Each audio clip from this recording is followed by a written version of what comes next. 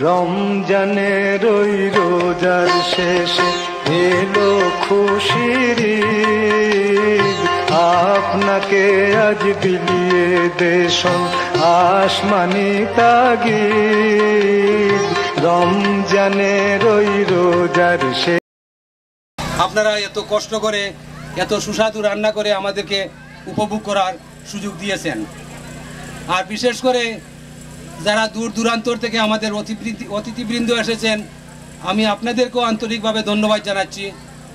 আর ধন্যবাদ জানাচ্ছি আমাদের জালালাবাদ অ্যাসোসিয়েশন অফ ক্যালিফোর্নিয়া ইনকের সদস্যবৃন্দ, যারা অনেক কষ্ট করে এই সমাবেশের মধ্য দিয়ে এই অনুষ্ঠানের আয়োজন করেছেন করে এনেছেন। আমি নিজেও রান্না করেছি,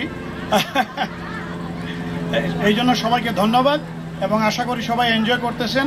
প্লিজ এনজয় করেন। ধন্যবাদ।